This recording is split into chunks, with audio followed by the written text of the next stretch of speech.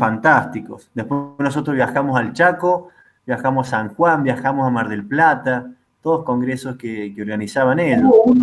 Hubo uno en Paraná, me acuerdo. Ese fue el último al que fui, te estoy hablando año 2005, me parece, para octubre, creo que fue para esta época, para el feriado del 12 de octubre. Pero bueno, después yo ya con los chicos y demás, me costaba moverme de Rosario, digamos, ¿no? Pero bueno, acá estamos con la virtualidad, es como que estuviéramos ahí tomando unos mates viendo el Champaquí, podríamos decir. Y sí, así es. O sea, es un poco frío esto, pero lo bueno es que nos podemos juntar un montón de personas que teníamos las clases presenciales, pero con esto ahora nos ha dado la posibilidad de tener expositores de excelencia, como usted, como Mario, también ha estado Héctor Caponeto, entonces le hemos sacado el jugo a este tema Te escucho entrecortado. De YouTube, del No San Luis. Sí, es el internet malo. Ahí me escucho un poco mejor. Ahí te escucho un poco mejor, sí. Que hoy inauguramos el canal de YouTube del No San Luis, conferencia de Héctor sobre los 4 mártires. Tardó más de 12 horas en subirse la conferencia. Tenemos todas grabadas.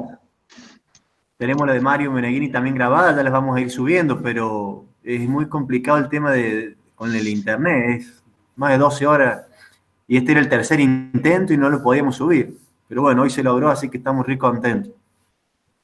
Bueno, me alegro mucho y bueno, yo aclaro por las dudas, yo políticamente no participo en política partidista, ¿sí? Entre otras cosas porque no te lo puse en el currículum porque no me parece quizá un dato relevante para la charla de hoy. Yo soy funcionario de la Justicia Federal acá en Rosario, soy secretario en un juzgado y por tanto, bueno, no puedo tener una participación en la política partidaria, ¿sí? Por supuesto, este tipo de charlas sí, no hay ningún tipo de inconveniente y yo voy a hablar donde me invitan. Si mañana me invitara la izquierda de los trabajadores, iría, no creo, pero bueno, iría a hablar de lo mismo. Pero mi procedencia es justicialista. Yo nací en una familia peronista, pero por supuesto, como peronista ortodoxo, digámoslo así, bueno, hace años, décadas, digamos, que no tengo referente, ¿no? O soy un excluido, un marginado, si se quiere, ¿no? El peronismo ya no representa aquello que representó, quiero decir eso, ¿no? Lo voy a tocar en algún sentido, en algún momento en la charla.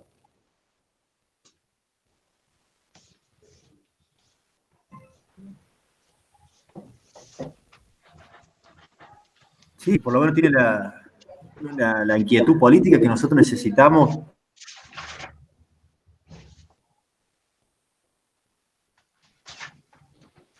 Que también en eso se nos oriente mucho, porque la mayoría, por lo menos acá en San Luis, somos la gran mayoría gente joven, política, distintos tipos de reclamos, pero nunca habíamos encontrado un espacio político que nos representara y que en el orden moral nos dejara tranquilos. Hasta que, bueno, apareció Gómez Centurión y dijimos, bueno, este es el lugar. Está perfecto, claro, está perfecto. Y ese es claro, el objetivo es ir por todo. La idea es restaurar la Argentina en su totalidad, no sé si se podrá o no, cuántos años puede llegar a demorar, si se puede llegar a hacer, pero bueno, lo que nos toca es bueno, el hoy.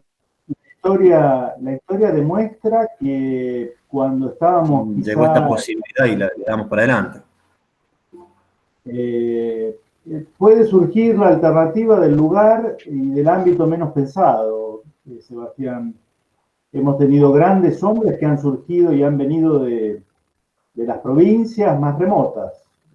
Después que se hayan aporteñado, esa es otra historia. Esa es otra historia. Pero debemos apostar a que la revolución que anhelamos, en el buen sentido del término, ¿no?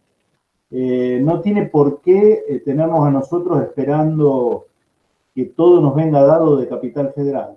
Porque por regla de la ciudad puerto de Buenos Aires, lo único que ha salido ha sido lamentable, digamos, ¿no? Yo soy revisionista, vos has visto varios de mis programas y te darás cuenta de eso, ¿no?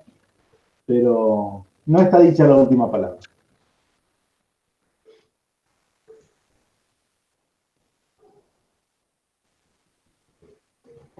Tan rápido, no saben en qué momento todo puede dar un giro. Hoy hay 21 provincias que están armando el partido NOS, y NOS estuvo solamente el año pasado en la parte electoral y este año de militancia, y ya son 21 provincias.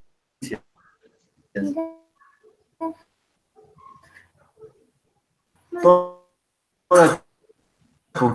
gente común que se hartó, que ama y que está dispuesta a sacrificarse por este país, con un profundo sentido patriótico.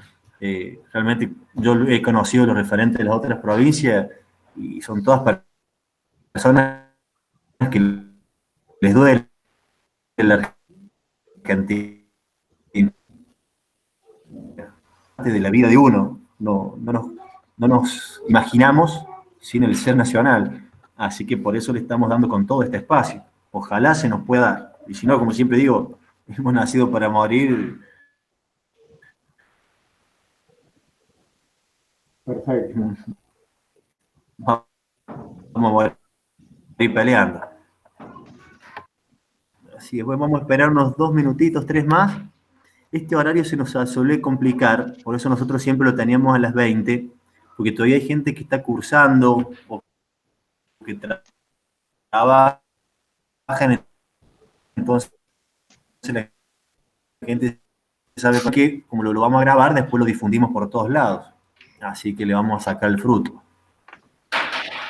Perfecto, sí, dice que la experiencia indica que las transmisiones en vivo, en general por ahí no las sigue mucha gente en el vivo. Después la gente lo aprovecha, y yo, por ejemplo, soy mucho de aprovechar el fin de semana. El fin de semana sí lo dedico a ver tranquilo, escuchar, me hago una pausa, me hago unos mates, en fin.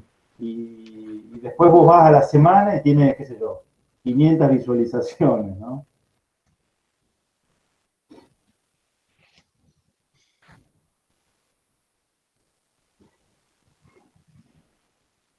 La verdad, está muy bueno. Ahora lo vamos a mencionar. Y le decía a mi esposo, o sea, es una obra de bien, porque la historia argentina, que es tan compleja, la cuenta de un modo tan simple y a la vez profundo y abarcativo,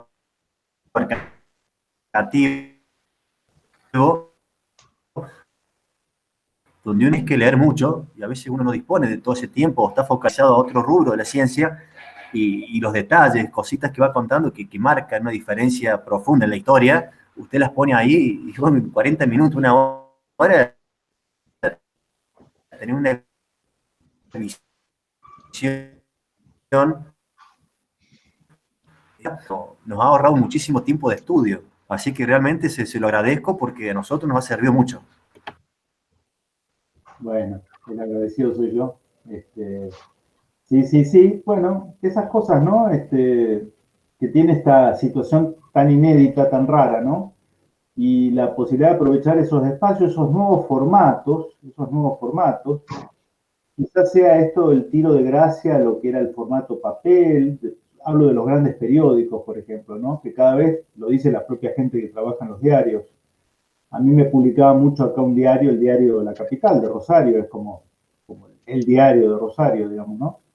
Y la realidad es que cada vez se lee menos, se lee muy poco, ya venía con una crisis estructural, digamos, y ahora con esto es como que la gente ya ni siquiera entra mucho a la versión digital, o si entra a la versión digital es para no tanto para informarse, que lo hace por otro lado, sino para ver cuestiones vinculadas a los avisos clasificados o saber si va a haber un corte de energía en tal sector de la ciudad, o sea, y bueno, y se vuelca más a estos formatos, ¿no? La verdad que el canal Mates con Historia ha tenido un gran éxito, digo, yo no me esperaba, digamos, tener 500 suscriptores o videos como el de Sarmiento con más de 1000 visualizaciones en menos de 3 semanas. Sinceramente, para mí es toda una novedad, ¿no? Y bueno, vamos a tratar de aprovecharlo.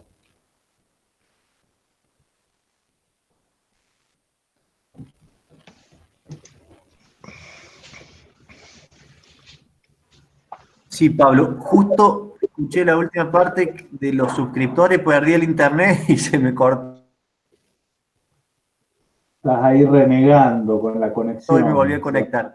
Pero sí, realmente yo veía los suscriptores. No, es un éxito el canal, pero como le digo, el que lo ve y escucha en un programa, lo, lo empieza a difundir porque está presente en todos los círculos de formación que organizamos. Si le parece, Pablo, leo el currículum y largamos. Vamos a grabar todo para después difundirlo también. ¿Le parece? Cuando ustedes dispongan. Bueno,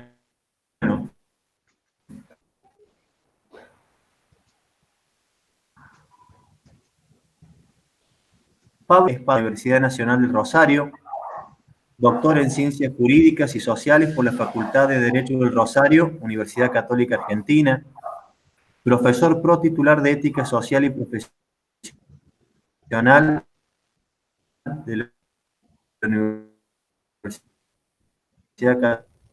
Católica Argentina, Facultad de Derecho Nacional de Rosario, director del Centro de Estudios de Historia Constitucional Argentina, doctor Sergio Díaz de Brito, de la Facultad de Derecho de la Universidad Nacional de Rosario,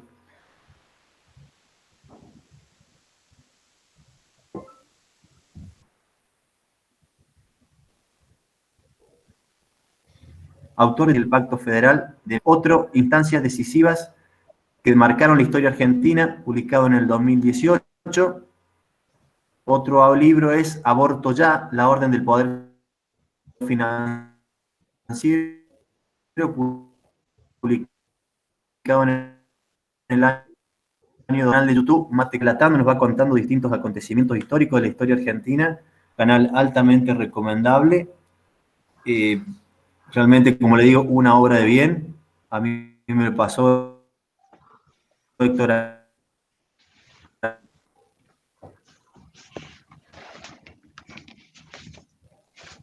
pedí automáticamente muchísimas gracias. Y bueno, el auditorio es suyo. Bueno, muchas gracias, Sebastián. Te escuchaba medio entrecortado, pero iba siguiendo con atención. Gracias a los organizadores de este encuentro. Un saludo cordial a todos los que están escuchando y los que más adelante vean la grabación. Me siento muy honrado. Yo como rosarino, lo hablábamos recién, visité pocas veces esa tierra tan hermosa que es San Luis. Una sola vez tuve la posibilidad de conocer la ciudad capital, me pareció bellísima. Y sí, por supuesto, más un poco la zona de Merlo, ¿no? Que para nosotros los rosarinos siempre ha sido un lugar, un destino, ¿no? Un destino muy cotizado. Así que bueno, hemos ido ahí con mi familia y lo disfrutamos mucho. Bien, hablando con Sebastián en la previa, digamos, a concretar esta charla de hoy, se nos ocurrió tocar en este ciclo de formación de dirigentes políticos.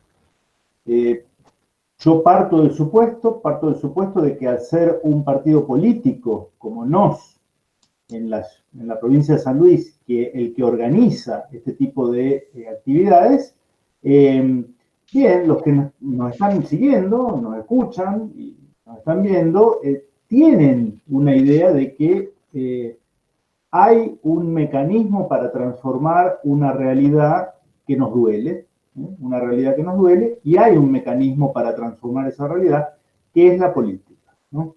Y me parece que la política argentina, dentro de tantas degradaciones y traiciones a las que estamos acostumbrados en los últimos tiempos, hay una en particular que para mí es muy notoria, que es la falta de preparación de los cuadros políticos. La falta de preparación de los cuadros políticos, y dentro de esa preparación, el conocimiento de aspectos históricos cruciales, al menos, es fundamental, ¿no? Si uno no conoce la historia argentina, es muy difícil que pueda tener criterio político para enfrentar la realidad que en muchos casos nos resulta cruda, chocante y que queremos mejorar. Entonces, por eso, a pocos días de conmemorar un nuevo 12 de octubre, que durante décadas se conoció como el Día de la Hispanidad o el Día de la Raza,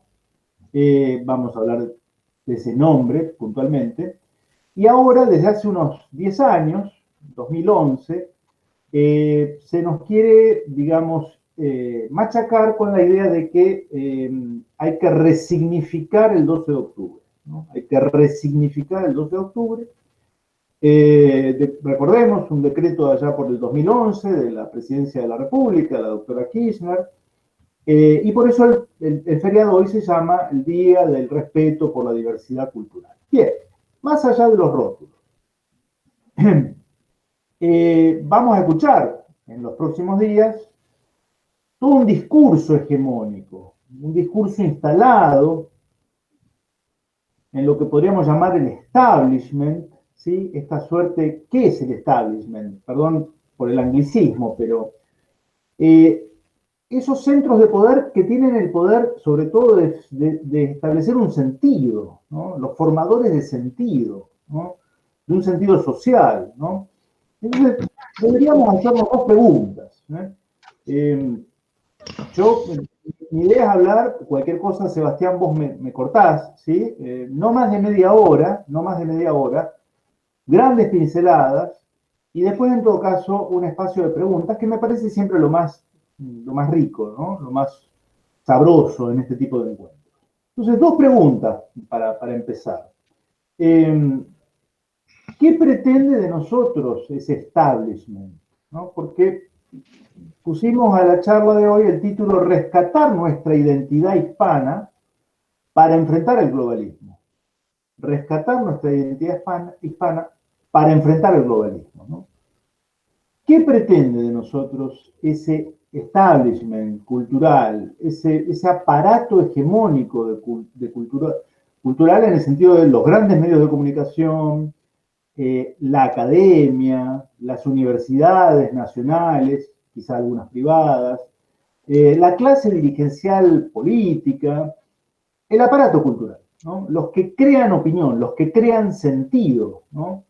Las plataformas de Internet, las plataformas tan promocionadas en los últimos tiempos, los contenidos audiovisuales, el canal Encuentro, para darle un nombre que todos conocemos.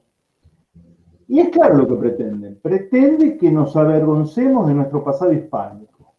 Pretenden que nos avergoncemos de nuestro pasado hispánico, que reneguemos de él. Que reneguemos de él. Y lo segundo que deberíamos preguntarnos entonces es ¿por qué? ¿Por qué el sistema hegemónico de pensamiento quiere que reneguemos, que hagamos tabla rasa con nuestras raíces culturales, ¿no?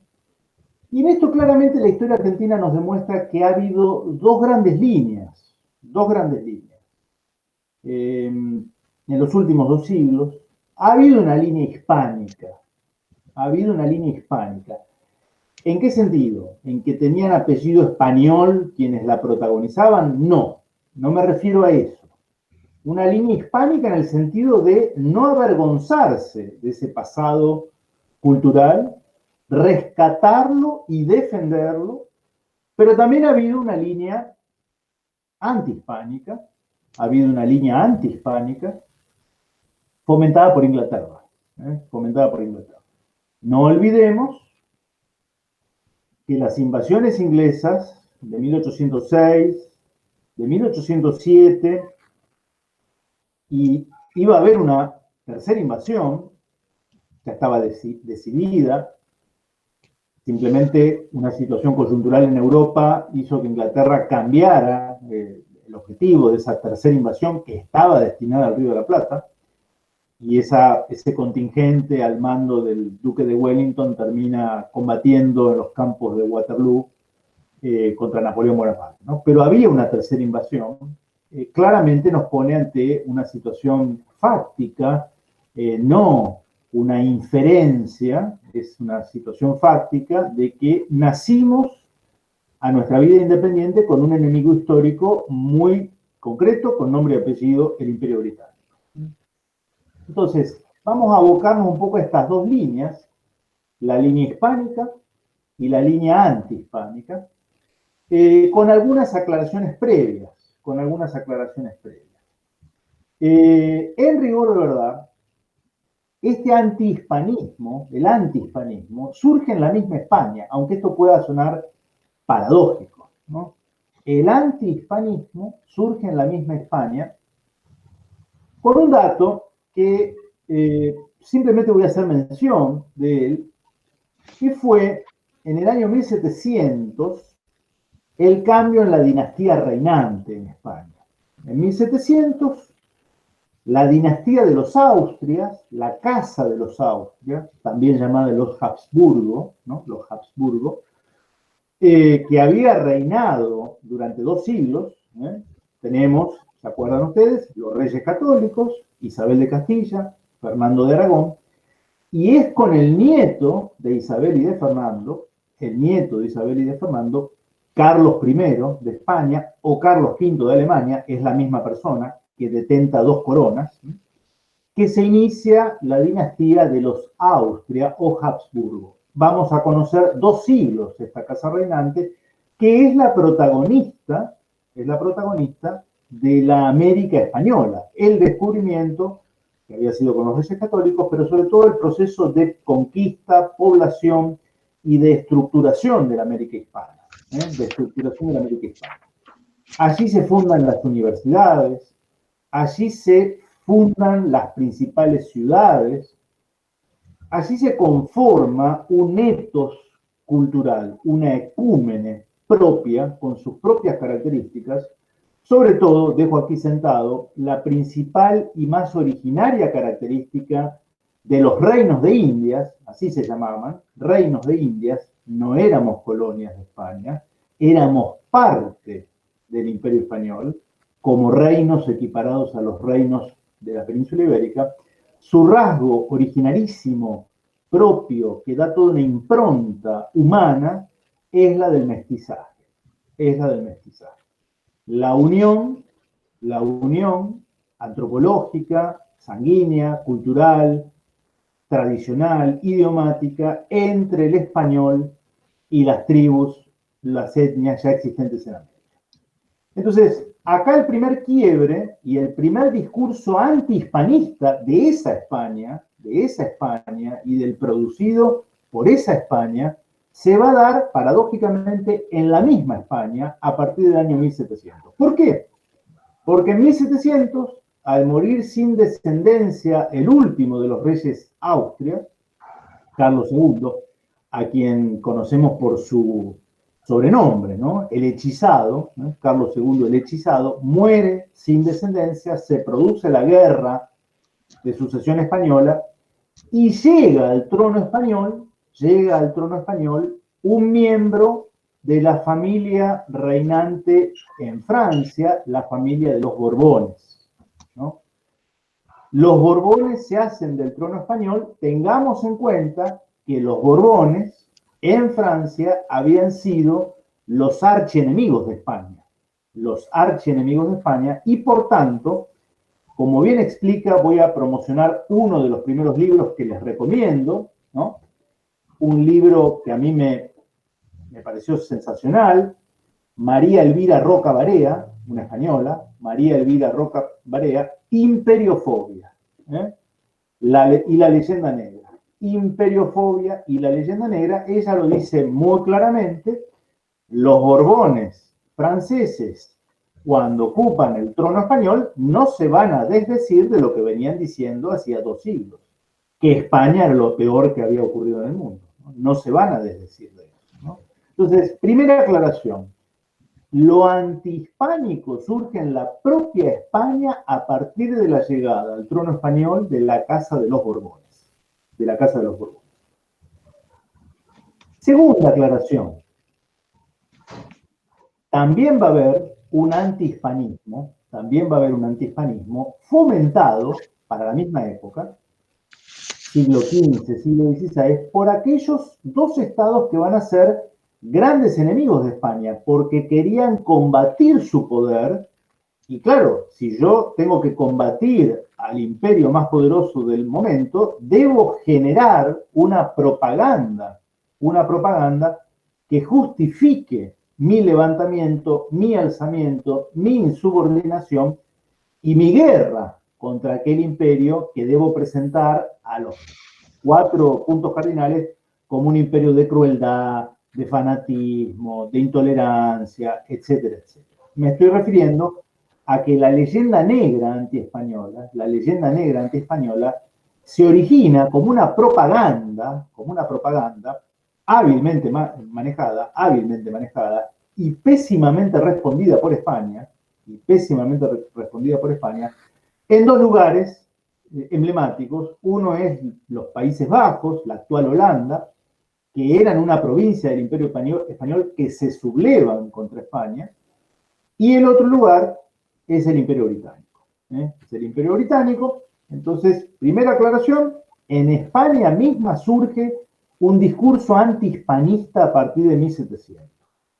Segunda aclaración, esto se ve fomentado como nafta que arrojamos al fuego por la leyenda negra antiespañola, que también tiene condimentos religiosos, obviamente, porque Europa ya vivía el cisma luterano y las guerras de religión, muy hábilmente aprovechados y difundidos, sobre todo a partir de la imprenta, ¿no? A partir de la imprenta, por Inglaterra y por Holanda. Y lo que a mí me interesa destacar en esta brevísima charla, mis estimados amigos de San Luis y de otras partes, por lo que veo, que hay de otras partes del país, es lo siguiente. En la historia argentina, esas dos líneas, la línea que rescata lo hispánico y la línea que se avergüenza de lo hispánico, están perfectamente decantadas. Quiero decir lo siguiente. La línea hispánica va a tener su época de esplendor en 3 momentos. Me refiero a su época de esplendor en el sentido de producir sentido, de producir pensamiento crítico pro-español o pro-hispánico, y en algún sentido, por haber llegado en esos 3 momentos históricos, el pueblo, o las mayorías populares, si prefieren, a la conducción de los destinos de la nación. Por contra, o al contrario, la línea antihispánica en general va a quedar recluida a los sectores no populares, no va a tener arraigo en las mayorías, no solo en la propia ciudad-puerto, pero mucho menos en el interior profundo de nuestro país, y va a estar vinculada a los sectores opositores, digamos, pero que han detentado, salvo esos 3 momentos históricos a los que, a manera de pantallazo, me voy a referir a continuación, no han tenido, digamos, han tenido ellos el control del aparato comunicacional, esto que yo llamaba al comienzo el establishment cultural. Primer momento histórico, siglo XIX. La lucha entre federales y unitarios. Es algo que ya conocemos, ¿no? Las luchas civiles, federales y unitarios. Pero hay un engaño en esos rótulos. Hay una simplificación absurda que ya viene del colegio, que yo creo que es intencional, que nos hace creer que la diferencia entre federales y unitarios radicaba solamente en que los federales querían la autonomía de las provincias y los unitarios proponían un gobierno centralizado. Esto no es así. ¿Por qué no es así? Porque detrás de esos rótulos, el enfrentamiento que va a haber no era por el lugar donde reside el presidente de la República, ni el lugar que se habrá de federalizar o se habrá de declarar como capital de la República. Por una cuestión muy sencilla, guerras civiles en las cuales se derrama abundantemente la sangre y se incurre en crueldades de un bando y del otro, ningún pueblo va a guerras civiles, que son las más crueles porque se derrama la sangre de sus propios hijos, de sus propios hermanos, para definir dónde va a estar el escritorio del presidente de la República. Ninguna sociedad es tan ingenua o tan bruta, en todo caso, para ir a una guerra civil para definir esto. La guerra civil obedecía a cuestiones mucho más profundas. Lo que se discutía era un modelo de sociedad, un modelo de país, un modelo económico, un modelo de desarrollo. Y en ese enfrentamiento en las guerras civiles, la cuestión de si rescatábamos el legado hispánico o aborrecíamos de él, va a ser parte de este combo del siglo XIX. Y claramente el federalismo va a ser hispanista, el federalismo es hispanista, y el unitarismo reniega del hispanismo. El unitarismo ve en España y en todo lo que España representaba la barbarie que nos ata y que impide nuestro progreso. Basta leer el Facundo de Sarmiento o Bases de Alberdi, el primer Alberdi, el autor de Bases. Después el último Alberdi, el menos conocido, curiosamente, se desdice de varias de sus afirmaciones en Bases. Se desdice de varias de sus afirmaciones en Bases. Pero me voy a permitir leerles, acá tengo otro libro que a mí me gustó mucho, es un libro que ya tiene unos 20 años, en realidad no tiene que ver tanto con lo que estamos viendo hoy, pero sí con la figura de Juan Manuel de Rosas, es de Pacho O'Donnell. Siempre me pareció muy interesante el subtítulo, ¿no? Juan Manuel de Rosas, el maldito de nuestra historia oficial, el maldito de nuestra historia oficial. Y hay una cita en la que Pacho O'Donnell en realidad cita a un filósofo, por eso yo podría decir que tenemos ahora en el filósofo que voy a nombrar, que se llama José Pablo Feynman, bien digo, José Pablo Feynman, no Eduardo Feynman, el periodista, ¿no? José Pablo Feynman, filósofo de mucha exposición mediática en los últimos 15 años, ¿no? Bueno, ahora ya creo que está enfermo. José Pablo Feynman. Yo no pude encontrar el libro en donde esto que les voy a leer está volcado, pero me voy a permitir leerlo porque explica magistralmente a alguien que no es rosista, ¿sí?, ni tampoco es hispanista, cuál era la lucha de fondo en el siglo XIX entre unitarios y federales, y define y redondea muy bien este primer peldaño en la línea hispánica de la historia argentina. Lo dice de este modo. Insisto, José Pablo Feynman, ¿no? Crearlo todo de nuevo, proponía Rosas. Crearlo todo de nuevo, proponía Rosas. Crearlo todo era la tarea de Alberdi. Y en eso, de nuevo, que exige el caudillo y omite el escritor, está la secreta causa que los llevó a enfrentarse. Porque crearlo todo de nuevo no es crearlo todo, sino restaurarlo todo. ¿Sí? A Rosas le decían el restaurador de las leyes. El fracaso del unitarismo había terminado por aclararle las cosas a Rosas. Los doctores, entre comillas, dedujo, no entendían nada. Los doctores se refiere al partido unitario, ¿no?, a la camarilla que rodeaba a Bernardino Rivadavia, el segundo Julián de Agüero, Salvador María del Carril, Valentín Gómez, los doctores unitarios. Obtenida esta certeza, su aplicada lectura de los hechos le hizo concebir la idea de fortalecer las estructuras tradicionales del país.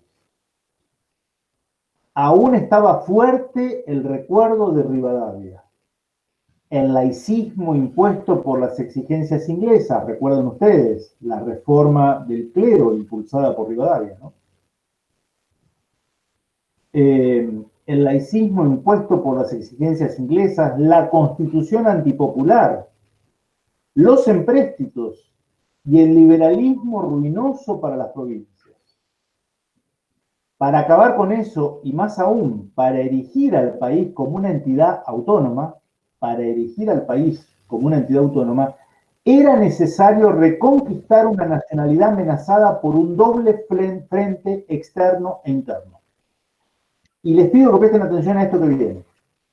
Y nada de proponerse buscar esa nacionalidad en mayo, pues no era allí donde estaba, sino en las profundas y lejanas creaciones del pueblo, en sus instituciones jurídicas, en sus modalidades idiomáticas, artísticas y técnicas. No se trataba aquí de algo surgido apenas 27 años atrás, sino de una pretérita cultura de siglos. El españolismo de Rosas, yo diría el hispanismo, ¿no?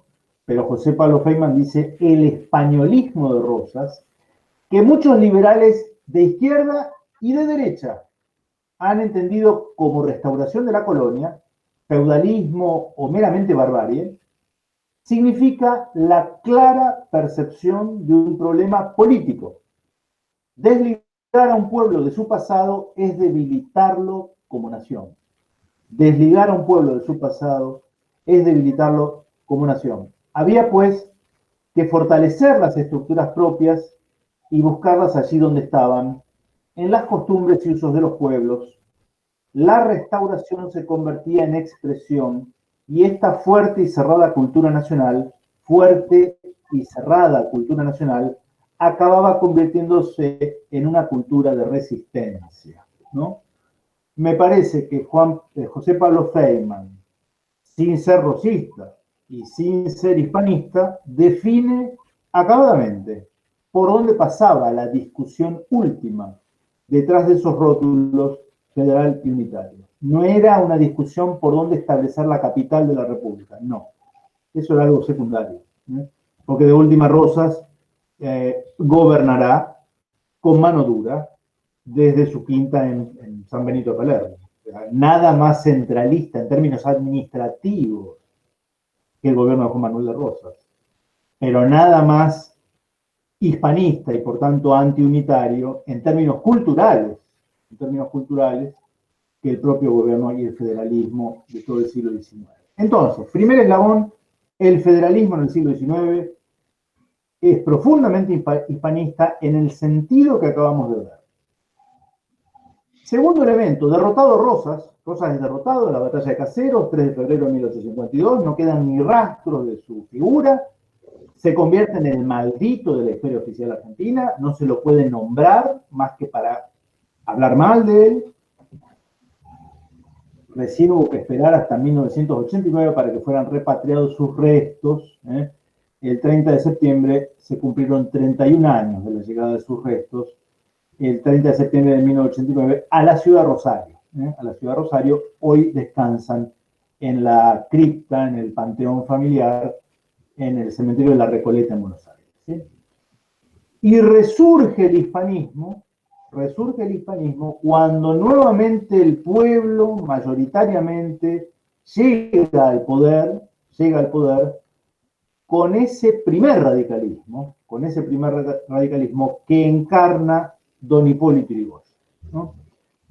Porque fíjense que es curioso que el 12 de octubre no era un feriado nacional, no era una fiesta nacional, lo va a hacer recién por un decreto firmado por Hipólito Yrigoyen, y esto por eso es importante, ya nos adentramos en el siglo XX, y esto es importante que lo tengan presente los radicales, ¿no? Los radicales. Esto lo que vamos a leer ahora lo dice Hipólito Yrigoyen.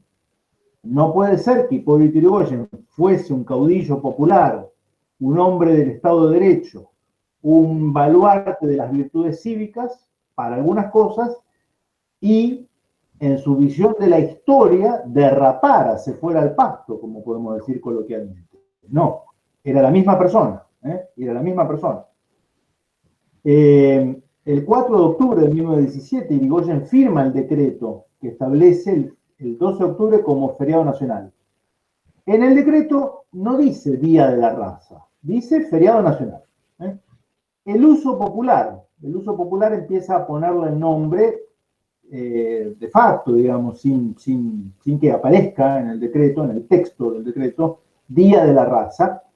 Ya vamos a ver un poco a qué se refería este término, que hoy está tan denostado, ¿no?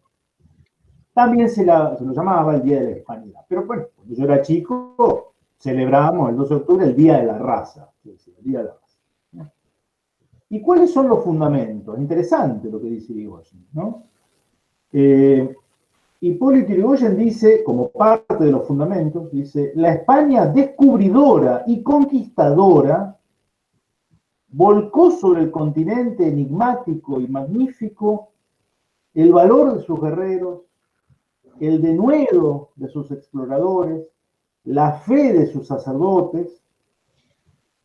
Digamos, permítanme, Irigoyen no era en lo personal una persona de fe, ¿eh? Irigoyen en lo personal no era una persona, más allá de estar bautizado, no era particularmente una persona de fe, pero era consciente de interpretar el anhelo y los sentimientos de las mayorías populares.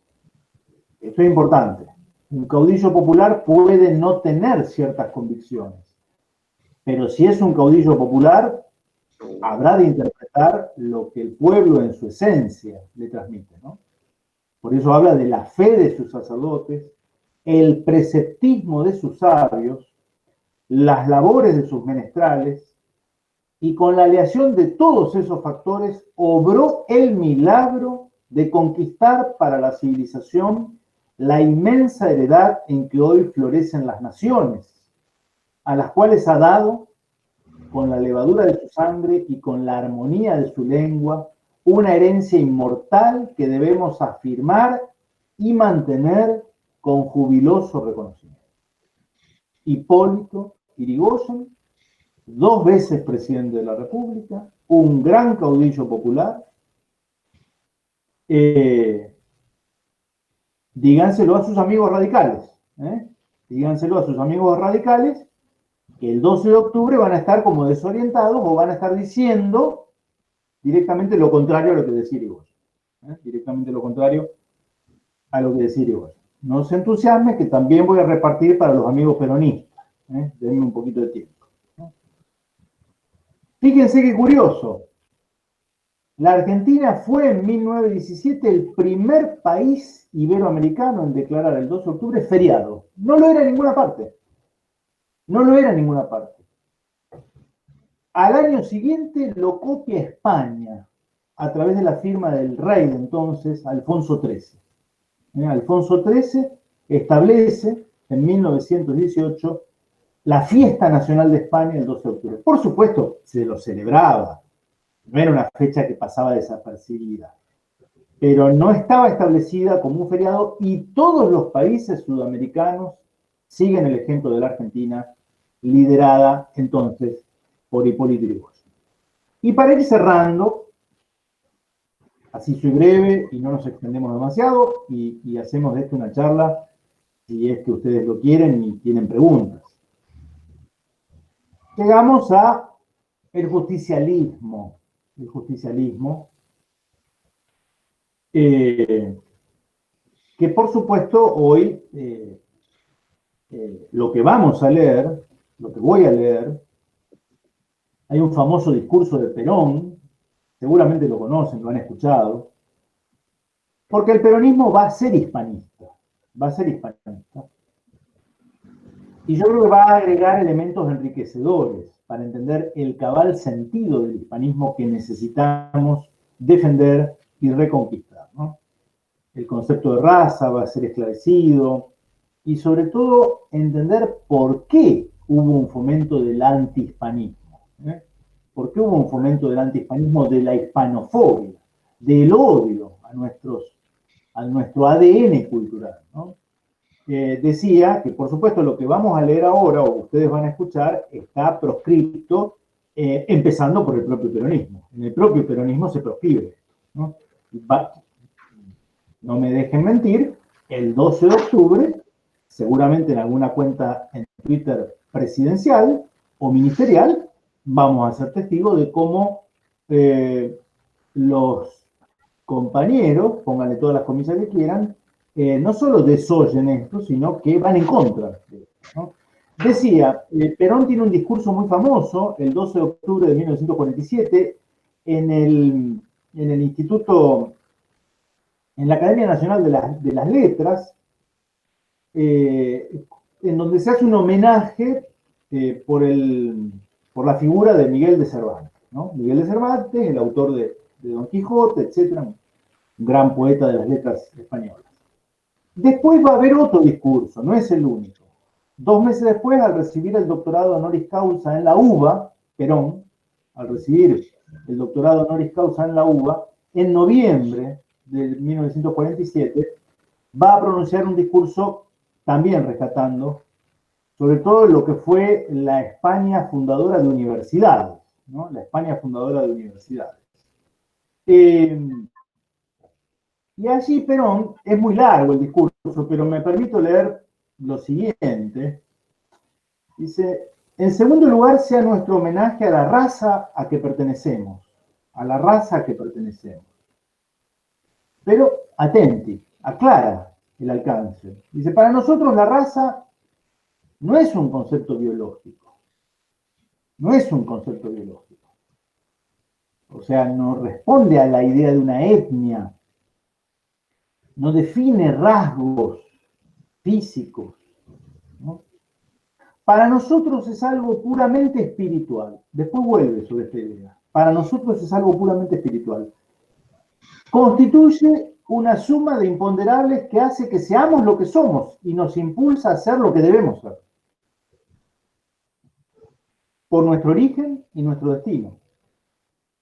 Ella es la que nos aparta de caer en el remedo de otras comunidades, cuyas esencias son extrañas a las nuestras, pero las que con cristiana caridad aspiramos a comprender y respetamos. Para nosotros, la raza constituye nuestro sello personal, indefinible e inconfundible. Y agrega otro elemento, la idea de latinidad, de la cual la hispanidad es a su vez heredera, ¿no? En ese discurso en la UBA, 2 meses después, él va a hablar o va a referirse a España como la provincia dilecta de Roma, Hispania, la provincia dilecta de Roma, ¿no? Y agrega lo siguiente, para nosotros los latinos, la raza es un estilo de vida que nos enseña a saber vivir practicando el bien, vivir practicando el bien y saber morir con dignidad. La raza es un estilo que para nosotros nos enseña a saber vivir practicando el bien y saber morir con dignidad. Continúa, y ya vamos cerrando, ¿sí? Nuestro homenaje a la Madre España constituye también una adhesión a la cultura occidental. A la cultura occidental. Porque España aportó al occidente la más valiosa de las contribuciones. El descubrimiento y la colonización de un nuevo mundo ganado para la causa de la cultura occidental. Su obra civilizadora cumplida en tierras de América no tiene parangón en la historia, es única en el mundo. Constituye su más calificado blasón y es la mejor ejecutoria de la raza. Porque toda la obra civilizadora es un rosario de heroísmos, de sacrificios y de ejemplares renunciamientos. Y acá vamos a una parte que a mí me interesa. Esto es lo bueno de España, pero en el pensamiento de Perón es bueno identificar que no queden nosotros en meros modismos folclóricos, gastronómicos, giros lingüísticos, musicales. Eso forma parte de la cultura, pero no es lo más importante. Sigue Perón. Como no podía ocurrir de otra manera, su empresa fue desprestigiada por sus enemigos y su epopeya, objeto de escarnio, pasto de la intriga y blanco de la calumnia, juzgándose con criterio de mercaderes lo que había sido una empresa de héroes. juzgándose con criterio de mercaderes lo que había sido una empresa de héroes. Bueno, los contrabandistas del puerto. Los contrabandistas del puerto. Esto lo agrego yo, no lo dice Perón, ¿no? Esos que cuando Beresford llega al fuerte en 1806 y su primer decreto es el de la libertad de comercio, aplauden alborozados. Tenían apellidos recastizos, ¿eh? Había un Martínez de Hoz ahí. Aplauden alborozados al representante de su majestad británica. No tenían el más mínimo interés en dejar de ser perros, querían cambiar de collar. No querían una España que los obligaba a amasar fortunas al margen de la ley y tener que ser contrabandistas. Querían al nuevo amo, y no estaban sonrojados al ofrecerse como ordenanzas de los nuevos dueños de la situación, ¿no? Entonces, se juzga con criterio de mercaderes esta gente, lo que fue una empresa de héroes. No tenían la más remota idea de lo que significa el heroísmo, de la raza como un estilo de vida que nos impulsa a saber vivir practicando el bien, y si eso no fuera posible, a saber morir con dignidad, ¿no? Y todo con un propósito avieso, termino, porque la difusión de la leyenda negra que ha pulverizado la crítica histórica seria y desapasionada interesaba doblemente a los aprovechados detractores. Interesaba doblemente a los aprovechados detractores. Por una parte, les servía para echar un baldón a la cultura heredada por la comunidad de los pueblos hermanos que constituimos Hispanoamérica. Por la otra, procuraba fomentar así en nosotros una inferioridad espiritual propicia a sus fines imperialistas, cuyos asalariados y encumbradísimos voceros repetían por encargo el ominoso estribillo cuya remunerada difusión corría por cuenta de los llamados órganos de la información nacional, o diríamos los medios, ¿no? Este estribillo ha sido el de nuestra incapacidad para manejar nuestra economía e intereses, y la conveniencia de que nos dirigieran administradores de otra cultura y de otra raza.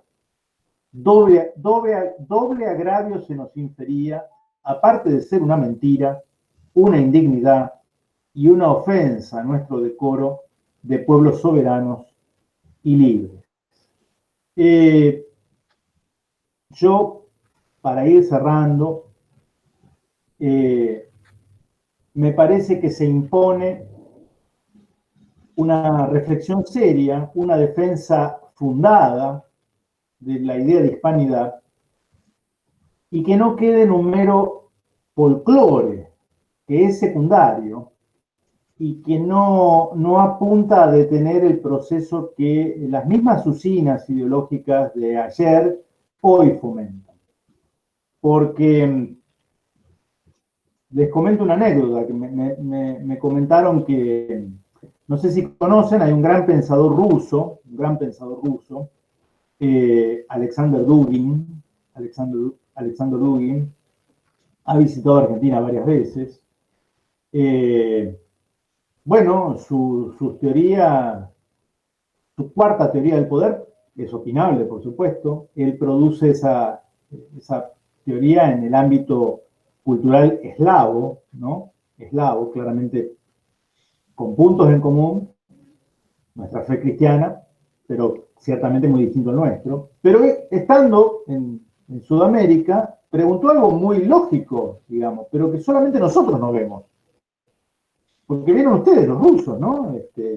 Muchas lenguas, muchas etnias, mucha extensión, muchos líos siempre. Ahora estamos ahí con la cuestión también, ¿no? En lo que fue la zona sur de la Unión Soviética. Y este hombre pregunta, viajo de México a Argentina y escucho la misma lengua, soy testigo de modismos que tienen un hilo conductor, profesan la misma fe. ¿Cómo no son una única nación?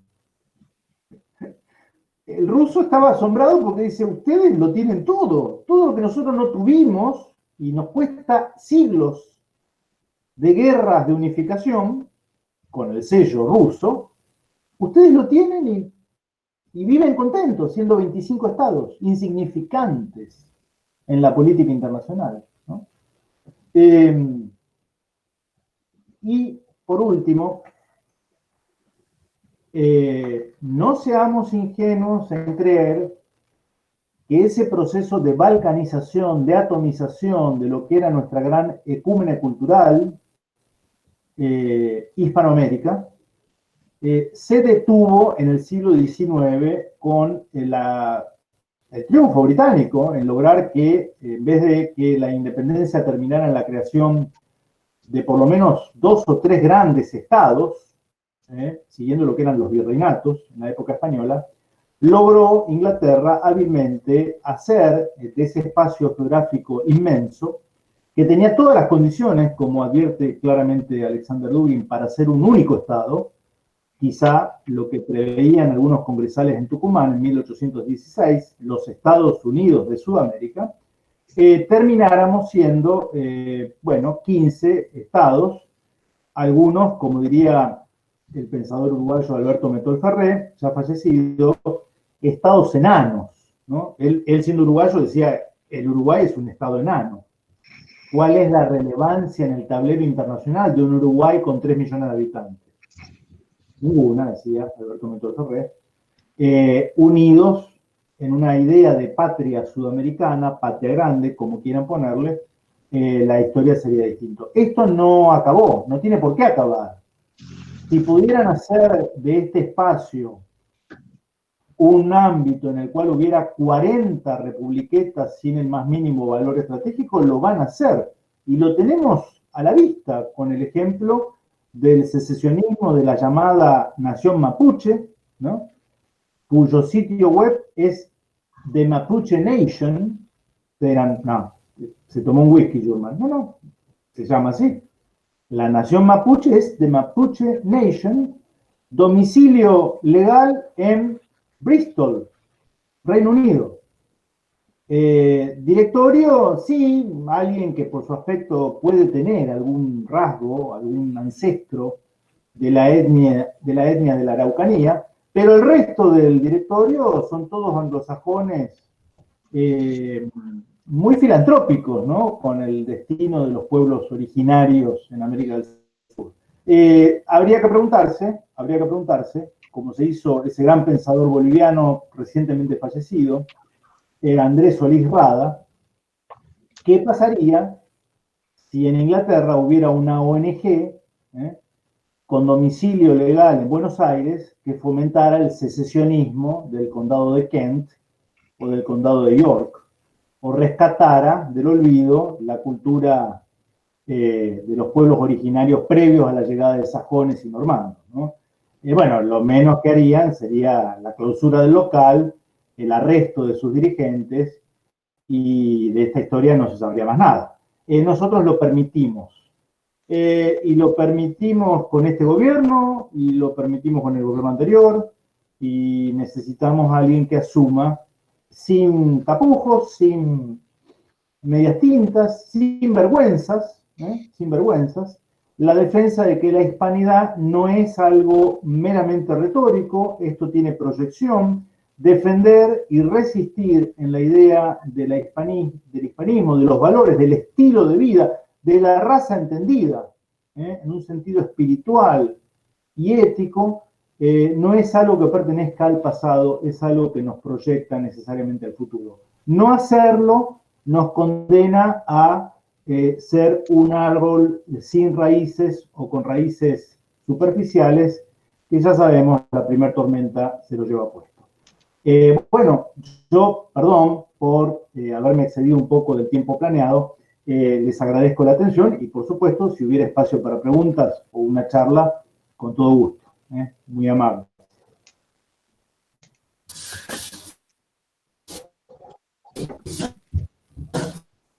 Pablo, ¿me escucha? ¿Se escucha? Escucho como ¿Me escucha ahí, Pablo? Ahí sí escucho, Sebastián, sí. Sí, bueno, hermosa la conferencia, espectacular. Se te escucha entrecortado. Sí, se escucha. Ahí me escucho un poco mejor.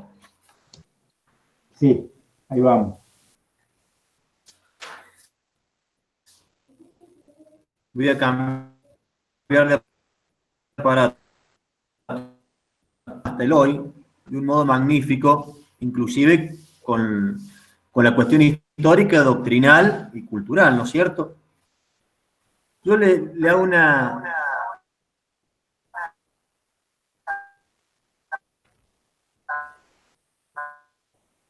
No estoy escuchando.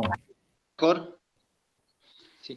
Lo que yo le pido una reflexión, a ver si estoy muy errado en esto. Ahí sí. Yo veo en esta batalla cultural antigüedad, luego se da con Cristo, la cristiandad y el liberalismo o el laicismo, enfrentando, buscando derrocar la cristiandad. Eh, creo que en el fondo años, que es entre la civilización y la barbarie, que está claramente marcada por San Agustín en las dos ciudades. Puede ser un análisis así, que hoy esto está avanzada en Escucho muy entrecortado. hispánica. Bueno, entonces voy a dejar que hagan preguntas a otros, no puedo hablar. No entendí. Ah, escuché a San Agustín, pero no.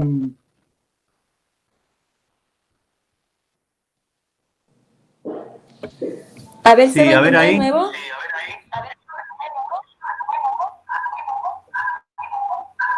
Yo escucho con mucho eco. Bueno, ahí me escucha. Cortado, ¿No? Seba. Julio.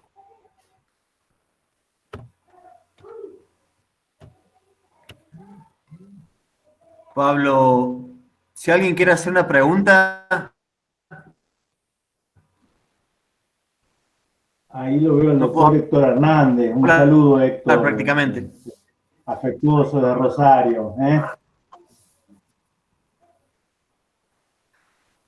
Bueno, ahí me ponen que sí se escucha el audio, ¿puede ser? Ahí sí, Seba.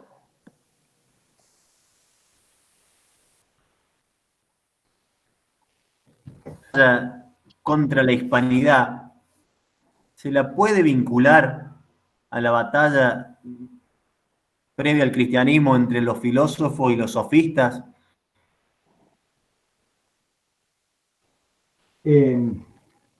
Bueno, la verdad, la Y luego filosofía no entre es... los unitarios federales, entre la civilización y la barbarie, que en definitiva es de San Agustín. Bien, decía, la filosofía no es lo mío, la filosofía del derecho. Acá tenemos ahí al doctor Hernández, él quizá pueda, sí, se ríe, pero él puede hacer un aporte. A lo mejor es una inferencia un poco lejana, aunque, bueno, en nuestro ADN cultural, en nuestra savia cultural, lo decía, yo lo comentaba en el último Mates con Historia, a raíz de la batalla de Lepanto, citando al discurso de Benedicto XVI, el Papa emérito, ¿no? Cuando en el Parlamento alemán, o sea, alguien que no tiene nada que ver con el hispanismo, ¿no? Claramente, pero sí con la idea de una Europa cristiana, dice claramente que Europa no es un concepto geográfico, es un concepto cultural. Y ese concepto cultural se ha ido amalgamando, es la combinación, permítame la expresión, de tres ingredientes a lo largo de la historia. La fe monoteísta surgida en el pueblo judío, que luego toma la impronta del cristianismo, la razón griega, ¿no? y la idea de justicia de los romanos.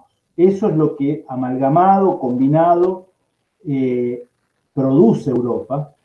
Benedicto XVI dice con toda claridad, ojo, porque si, permítanme la metáfora gastronómica, si yo combino 3 ingredientes y tengo un plato, lo que dice el Papa es, créanme que si saco uno de los ingredientes, el plato va a ser otro. Por más que el nombre siga siendo el mismo, el plato va a ser otro, ¿no? Él lo dice como diciendo, ojito, porque hay un patrimonio cultural que ha surgido en nuestro ámbito cultural, la idea de los derechos fundamentales del individuo, no surgieron en la China milenaria, no surgieron en la India de las castas, no surgieron en el Asia subsahariana, no estaban presentes en América antes de la llegada de España, surge en esa Europa por la combinación de estos 3 factores. Ahora, si podemos rastrear esta dicotomía, incluso en los griegos paganos, yo la verdad que no sé si no sería pensar un poco esa cuerda, pero bueno, insisto, no soy especialista en filosofía, Sebastián.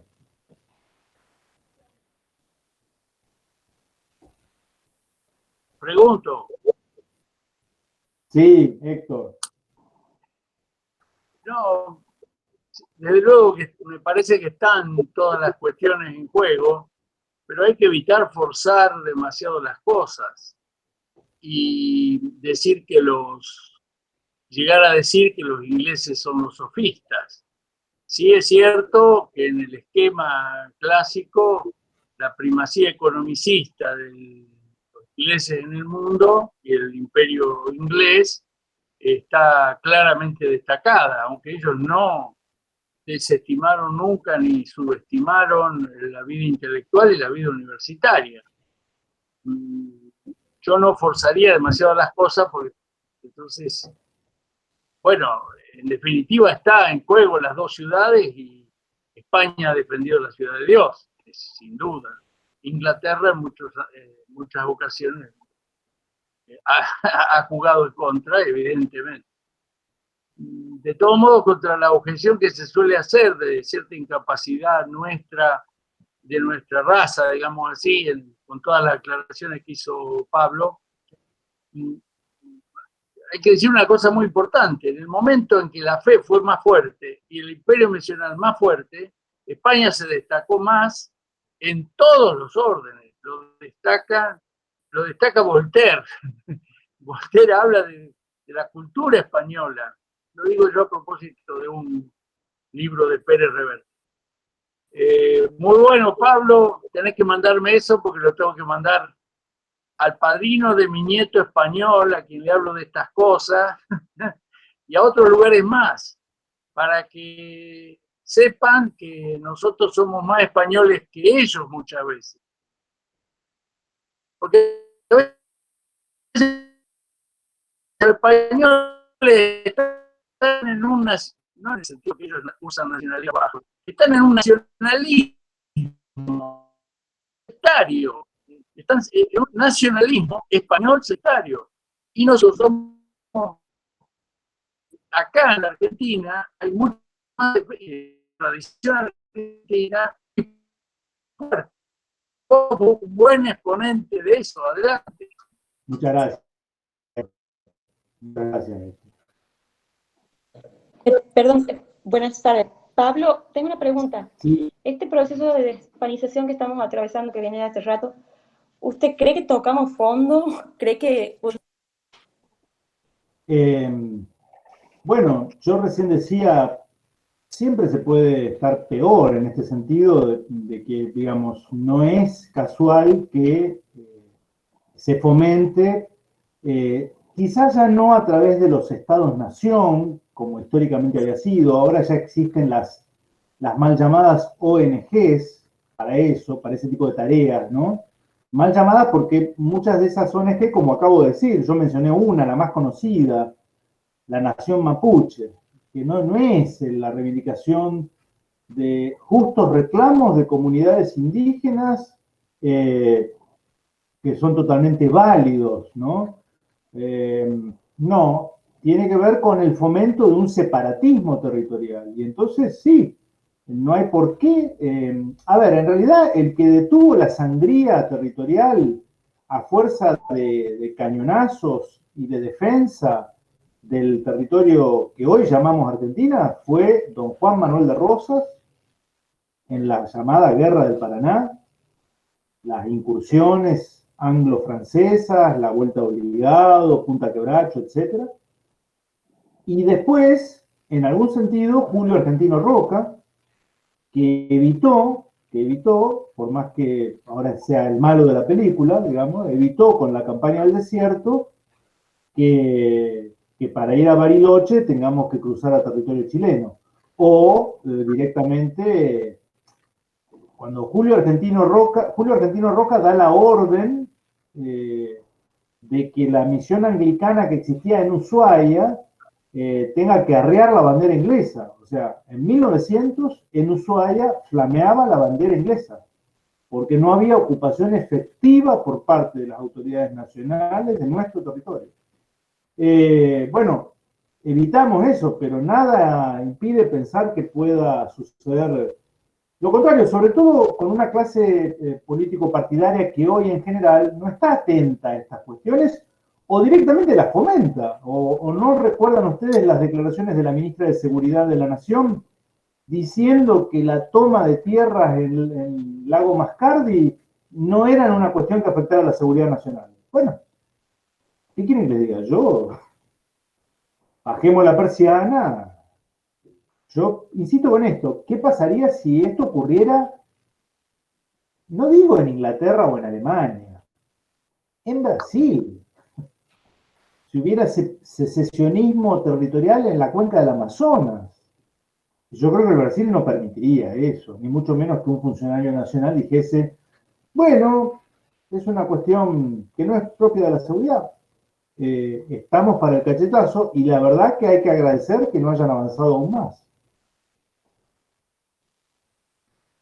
Justamente las declaraciones de hoy es que no son, Friedrich declaró que las tomas no son ilegales hasta tanto no haya sentencia, las tomas de los mapuches. Eso es lo último que declaró. Bueno, es una inexactitud porque la sentencia judicial en todo caso vendrá en un juicio que hará el dueño, el titular del terreno usurpado, pero eso no impide en absoluto que el Estado Nacional deba, sobre todo porque ya tenemos, a ver, ya sabemos que es una rama, ¿no? El reclamo ancestral mapuche, que se cansa de quemar hoteles, sindicales, capillas cristianas. Lo digo bueno, realmente es una inoperancia que llama mucho la atención. Muy bien, Pablo, gracias por la respuesta. Sebastián me acaba de decir que él está sin poder moderar porque se quedaba directamente sin conexión, así que, bueno, para que sigamos, bueno, que el que necesite hablar, que directamente saque el mood del... Sí, ahí María Andrea García, que en realidad es apellido Peirone, quería preguntar directamente, saca tu... O sea, habla. Hola, ¿se escucha? Sí, se Perfecto. escucha. Aclaro por las dudas, yo no estoy en mi computadora, mi nombre es Francisco, para que quede claro. Pablo, en primer lugar, felicitarte por la charla. Yo hace tiempo en lo personal que te vengo siguiendo ahí también en Mates con Historia. Y Bueno, acá va la pregunta. ¿Podremos, más de que ya sabemos que el Imperio Británico ha sido nuestro enemigo histórico, así por lo tal, y también de la hispanidad, siguiendo el tablero geopolítico, también podremos considerar que otro organismos supranacionales globalistas como las Naciones Unidas, inclusive el actual imperialismo chino y también la oligarquía financiera internacional, podrían considerarse como enemigos de la hispanidad? Bueno, no sé si la ONU, digamos, China, lo voy a citar a un gran historiador que me merece mucho respeto, muy lúcido, que se llama Patricio Lons. Patricio Lons. Hay algunas cosas que él ha afirmado que yo no comparto, pero hay algo interesante que dice Patricio Long con relación a China, que China sí tiene algo envidiable, que es su fenomenal memoria histórica, ¿no? Una fenomenal memoria histórica, y que él ha podido chequear en algunas conversaciones o con algunos datos, que por lo menos en alguna dirigencia política china, el último recuerdo que tienen de su contacto con el mundo hispánico es positivo. El último recuerdo que tiene China de su contacto con el mundo hispánico es positivo. No así el último contacto que tuvieron y que guardan en su memoria histórica con el mundo anglosajón, ¿no? La guerra del opio, Hong Kong arrebatado, como las Malvinas para los chinos, Hong Kong. Y en cambio de España conservan, del mundo hispánico, conservan lo que era la ruta de las Filipinas, todos esos galeones que comerciaban entre América, España y los puertos chinos. No se olviden ustedes que Filipinas era parte del Imperio Español, ¿no? De ahí el nombre, Filipinas, en honor a Felipe II. Todavía hoy, población filipina habla en castellano, ¿no? Habla en castellano. Y son católicos gracias a la presencia española. El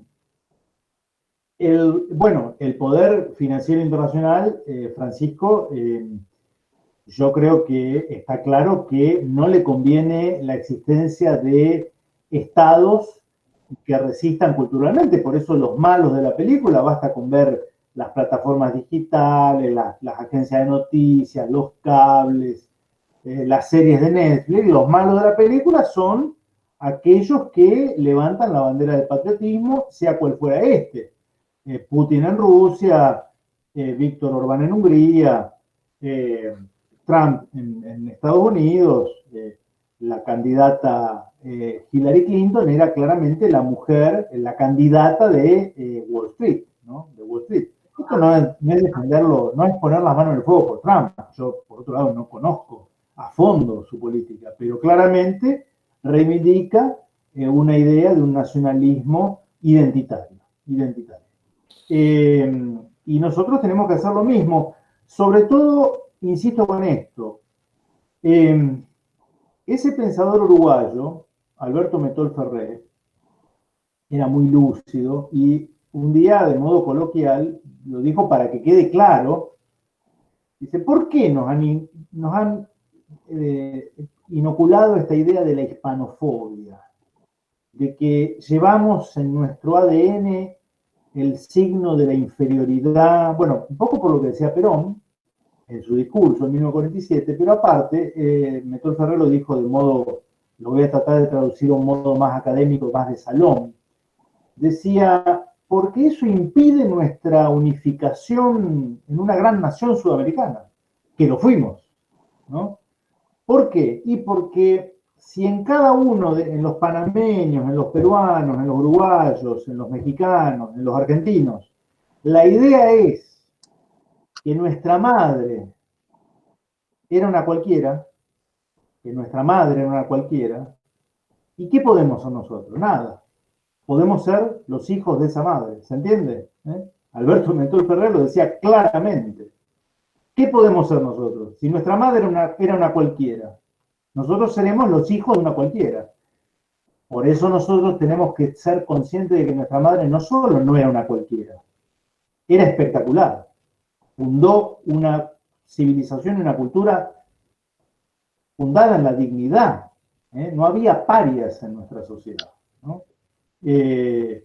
Y eso es lo que claramente no quieren todos estos poderes que vos mencionaste, Francisco. No sé si respondo a tu pregunta. Sí, claramente lo responde. Y si hay alguien que acá en Argentina sabe mejor cómo funciona la oligarquía financiera internacional, que es un conocido tuyo, Marcelo Bullo.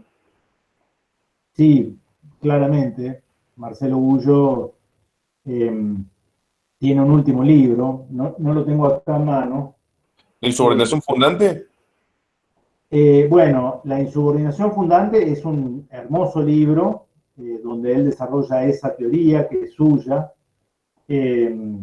para explicar, le digo a quienes no están familiarizados ni con Marcelo Bulo, ni con el título de la obra, para explicar por qué Estados Unidos, Canadá, Corea del Sur, Alemania, Japón han sido exitosos, ¿no? Cuando en realidad no lo eran hace 2 siglos, ¿no? Insubordinación fundante, Editorial Biblos, Marcelo Bulo, se los recomiendo. Y el último, Francisco, el último libro de él es quizá más para el lado de las relaciones internacionales, él es un teórico de las relaciones internacionales, se llama Relaciones Internacionales, una mirada crítica desde la periferia sudamericana, ¿no? Porque tenemos muy prendido, muy instalado, el analizar el mundo con pautas de análisis que no son nuestras, que son norteamericanas, italianas, alemanas, japonesas, pero no son nuestras. Y no podemos entender el mundo al cual iremos, ¿no?, si no es con anteojos que correspondan a la visión que tenemos que tener, no ya como argentinos, sino como sudamericanos, porque nuestra salvación va a ser imposible en términos de estados-nación. Nosotros debemos apostar, comparto la idea de Marcelo Bulo, a una insubordinación fundante que sea sudamericana. Que sea sudamericana. Bueno, quedó claro, muchas gracias. De nada, Francisco, un saludo. ¿Alguna otra pregunta? Sí, con todo gusto. No, pregunto si es que alguien más quiere hacer alguna otra pregunta. A ver, ¿alguien más? Si tiene alguien una pregunta, directamente saca el mute. ¿Ahí se me escucha? Seba, perfecto, sí, dale, te cedo. Me pude conectar de vuelta. Buenísimo. Pablo, se lo critica mucho a España. Se dice que se venían a llevar el oro, esclavos. ¿Cómo quedó España y cuánto invirtió en fundar lo que es la civilización acá en Sudamérica? Mirá, es una muy interesante pregunta, porque claro, lo del 12 de octubre y la conquista da para un curso de un año, sepan entender. Pero el próximo Mates con Historia va a estar dedicado por lo menos a un aspecto que es la cuestión de la población, Y la realidad es que la realidad numérica, ¿no? En eso España era un imperio y trataba de ser seria en términos administrativos. Había un organismo que era la Casa de Contratación, que era un poco, diríamos hoy, migraciones, ¿no? Migraciones del imperio. Entonces llevaba un conteo de los barcos que zarpaban a América, los barcos que llegaban de América, el cargamento y los pasajeros. Y algo que dice María Elvira Roca Barea, les vuelvo a reiterar, les recomiendo encarecidamente este libro, María Elvira Roca Barea, Imperiofobia y Leyenda Negra, es muy bueno. Es un libro que a lo mejor cuesta conseguirlo, medio caro. Bueno, busquen en YouTube, hay un canal que se llama Hispanidad, que tiene muchos videos de María Elvira Roca Barea, muy recomendable.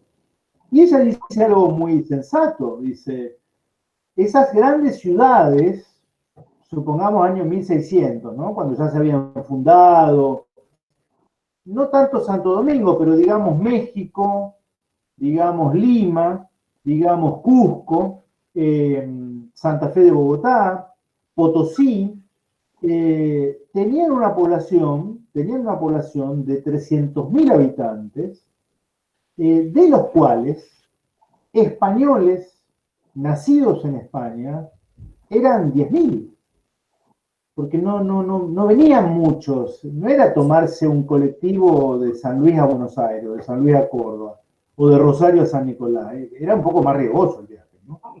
Era costoso el viaje. No era una afluencia demográfica significativa, y la característica que quiere destacar María Elvira Roca Barea, y yo también, es que en esas ciudades lo que en realidad predominaba, ya luego de 80, 90 años de la fundación de esas ciudades, era el elemento mestizo. Es decir, la mezcla entre sangre india y española, porque si hay algo que caracterizó a los españoles es que pudieron tener muchos defectos, pero hubo algo que jamás tuvieron: que es que fueran racistas. No eran racistas. Fundían su sangre con los grupos nativos sin el más mínimo escrúpulo, cuando sabemos que los ingleses jamás hicieron eso. Los holandeses jamás hicieron eso. Por eso no existe la raza angloamericana, no existe esa raza. O no existe la raza holando-americana, holando-amerindia, no existe, ¿no? Sí, en cambio, existe el mestizaje, que es lo característico, ¿no?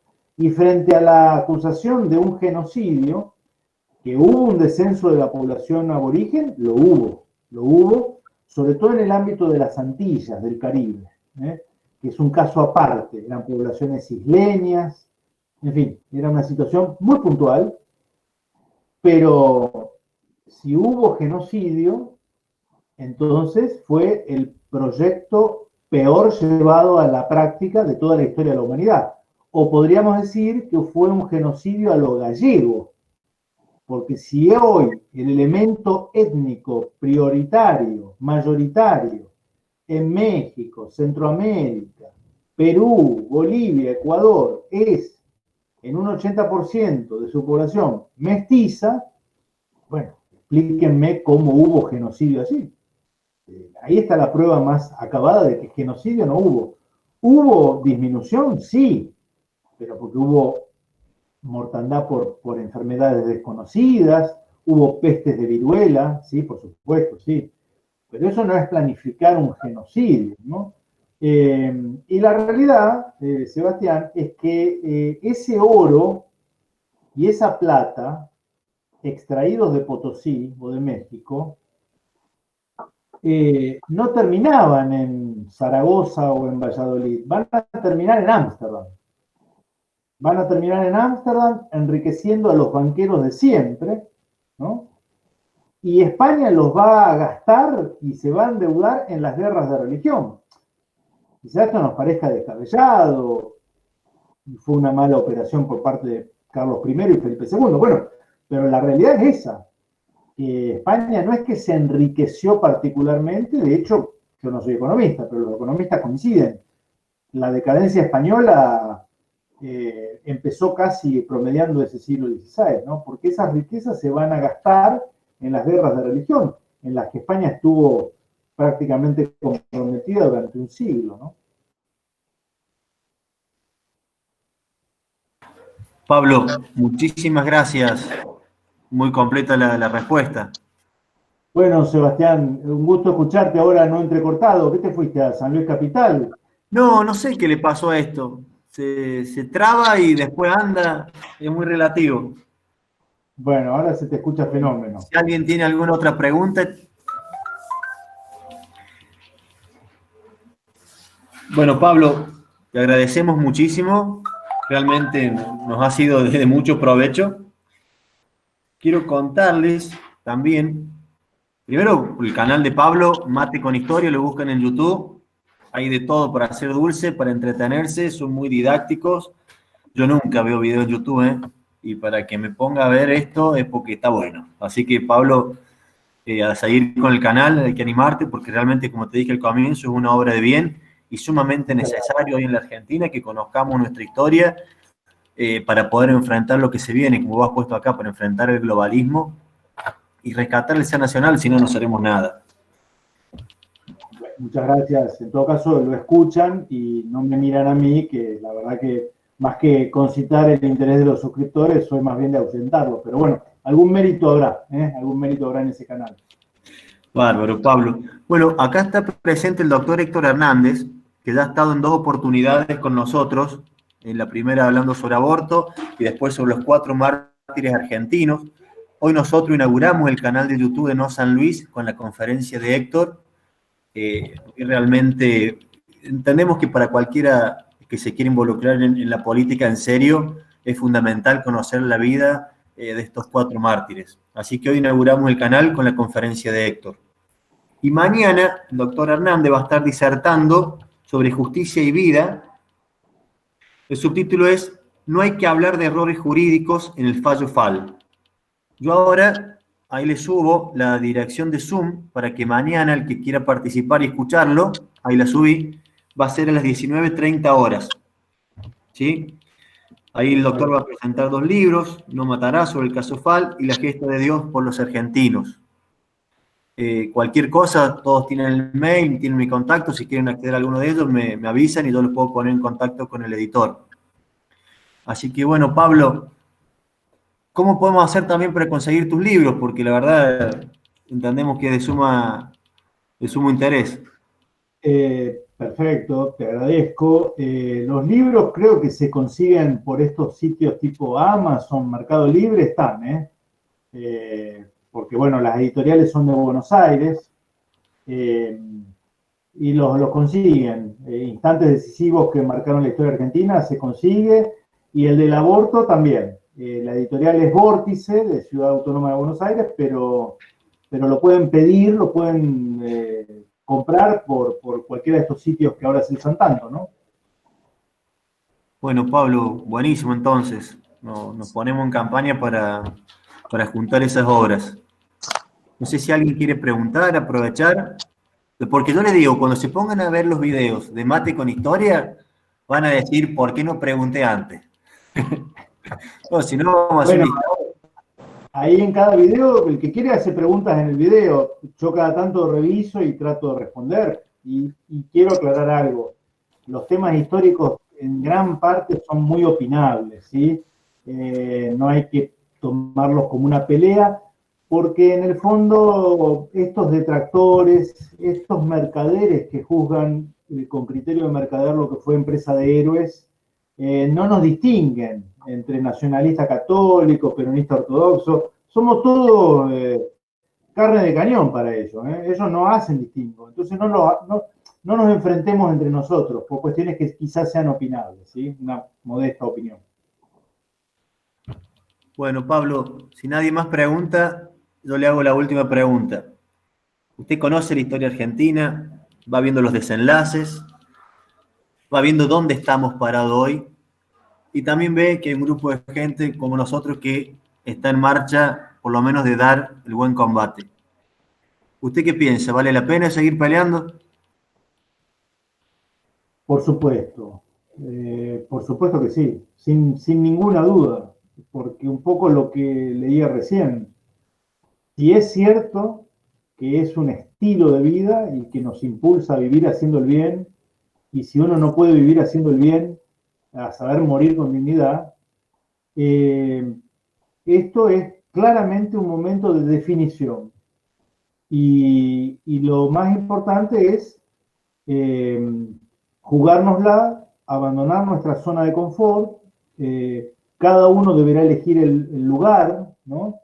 En mi caso no pasa tanto por lo político partidario, lo explicaba antes del comienzo de la charla. Hay también una vocación política partidaria que hay que tenerla, yo no la tengo, pero lo mío pasa quizá por otras trincheras no menos importantes, como por ejemplo dar la batalla cultural en el ámbito universitario, que es donde se forman los futuros profesionales. Y la verdad que no me ha ido mal, siempre tengo el estímulo permanente que es que los alumnos reconozcan por lo menos el grado de pasión con el que uno habla. Saben que uno no miente, uno puede equivocarse, pero uno no miente. Y la política partidaria hoy por hoy es la única capaz de modificar la realidad en aquello que más simbólico es para nosotros, que son las leyes. Los aliento que sigan adelante, que den pelea, sumen voluntades, porque hay mucha gente valiosa en los espacios menos pensados. Hicimos un ciclo de conferencias sobre Malvinas en el Centro de Estudios de Historia que dirijo en la Universidad Nacional. Lo hicimos en julio en coorganización con un foro patriótico y popular de gente de izquierda, pero que siendo de izquierda es malvinera. Y yo siempre digo, el que se emociona y se motiva por Malvinas es una persona con quien yo me puedo entender. Es hora de sumar, de no perder el norte, pero la política es negociación. Siempre hay que definir el 51% que no estoy dispuesto a renunciar en la negociación. El 49% restante es negociable.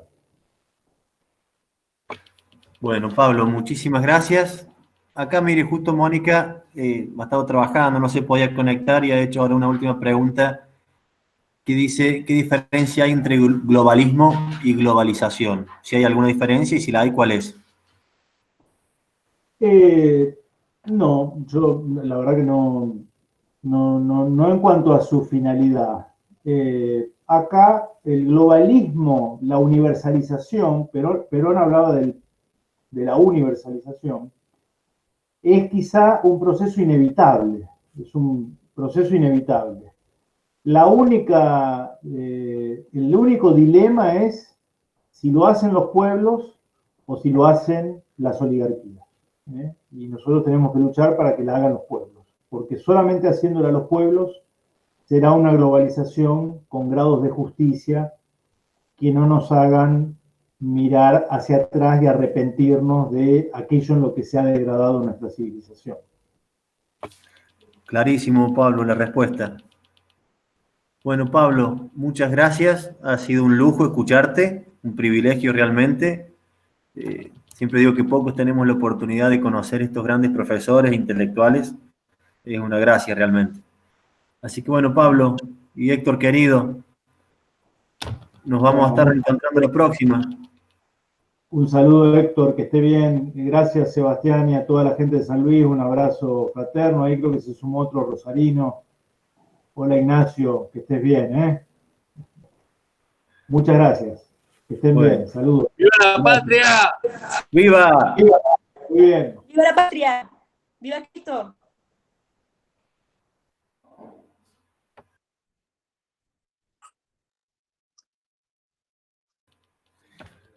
Héctor querido, hermosa la bandera que está atrás.